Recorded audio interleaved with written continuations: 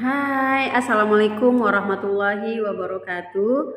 Jumpa lagi dengan saya Yatniwati, biasa dipanggil Yatni. Saya mahasiswi Kansa kelas 12B.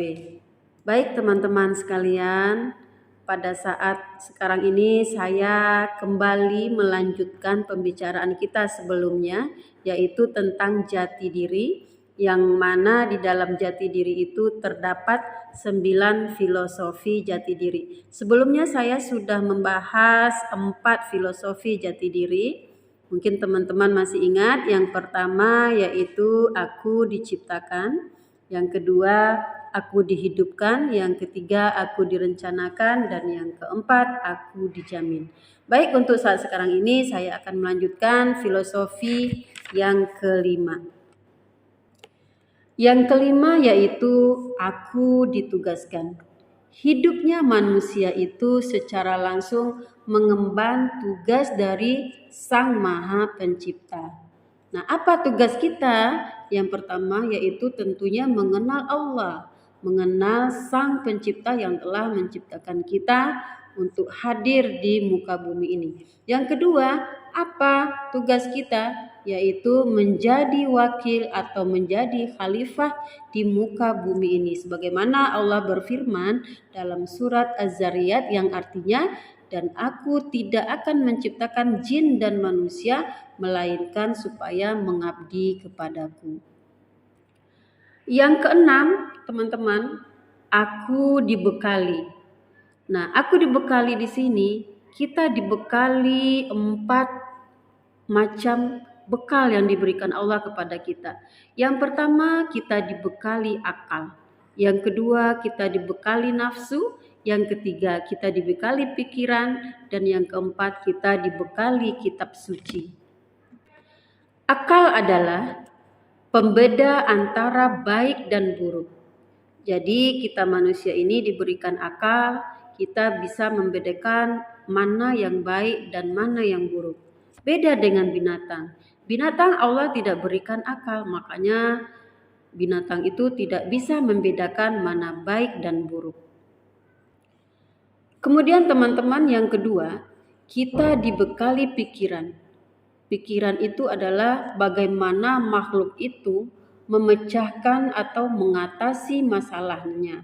Manusia dapat memecahkan atau mengatasi masalahnya, berarti manusia itu mempunyai pikiran. Yang ketiga, kita dibekali nafsu. Nafsu itu yang ada tersimpan di dalam jasad kita, yang bisa kita kendalikan, tapi dia tidak bisa dibunuh. Ciri-ciri nafsu itu ada 2, teman-teman. Yang pertama, selalu minta bagian, ya, atau meminta nama. Kemudian yang kedua, ciri-ciri nafsu itu ialah selalu ingin meminta lebih. Ya, itu ciri nafsu itu ada 2. Kemudian ada lagi pembagian dari nafsu tersebut. Apa itu? Yang pertama, nafsu amarah atau disebut juga nafsu bahimah. Apa itu? Suka menyuruh kepada keburukan. Jadi kalau ada bisikan-bisikan jahat kepada kita, ya, seperti mungkin misalnya mencuri, ya, itu termasuk nafsu amarah atau nafsu bahimah. Yang kedua, nafsu lawamah. Apa itu nafsu lawamah? Nafsu penyesalan. Ya, penyesalan kita tentang sesuatu hal yang telah kita lakukan. Yang ketiga, nafsu mutmainnah. Apa itu nafsu mutmainnah? Nafsu yang tenang karena iman kita kepada Allah. Baik teman-teman, filosofi jati diri yang ketujuh yaitu aku diberi pilihan.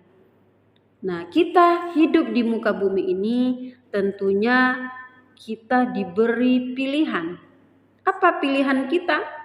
Apakah kita sabar atau tidak sabar? Kita ikhlas atau tidak ikhlas? Kita istiqomah atau tidak istiqomah? Atau kita baik atau buruk? Nah, itu tergantung dari kita mau memilih yang mana. Untuk istiqomah bersama rencana Allah, ataupun keluar dari rencana Allah, ataupun mengikuti hawa nafsu, semua itu ada di tangan kita. kita yang memutuskannya. Tergantung teman-teman mau memilih apakah mau berbuat baik atau mau berbuat buruk. Kemudian teman-teman, filosofi yang ke-8 yaitu aku hidup untukku atau aku hidup untukmu. Mu di sini adalah Allah Sang Maha Pencipta.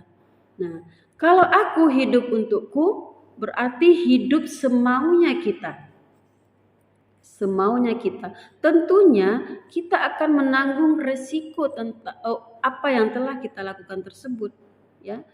Menanggung apa yang kita lakukan. Kemudian aku hidup untukmu. Kita hidup menurut format yang telah ditentukan oleh Allah. Kalau kita mengikuti format yang ditentukan oleh Allah, tentunya kita bahagia hidupnya di dunia dan akhirat. Tapi jika kita selalu mengikutkan maunya kita keluar dari format Allah, tentu hasil dan tanggung jawabnya kita tanggung sendiri. Nah, tentunya berlawanan dengan format Allah, ya kita akan masuk neraka, tentunya tidak bahagia dunia dan akhirat. Kemudian teman-teman yang ke-9 yaitu aku harus hidup seperti apa. Nah, tentunya teman-teman setelah mengenal 9 filosofi ini, tentu teman-teman bisa menyimpulkan sendiri aku itu harus hidup seperti apa. Setelah kita menemukan jati diri kita, tentunya kita menemukan program-program dan format-format atau rencana Allah untuk kita. Nah, proses menemukan jati diri kita itu tentunya dilandasi dengan prasangka baik kepada Allah atas diri kita. Tentu apa yang direncanakan Allah, apa yang diformatkan Allah itu jauh lebih baik dari apa yang kita cita-citakan.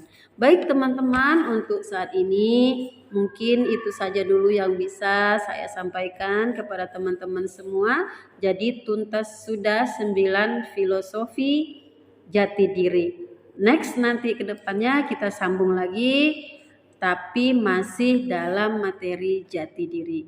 Baik teman-teman, sehat dan sukses selalu. Assalamualaikum warahmatullahi wabarakatuh.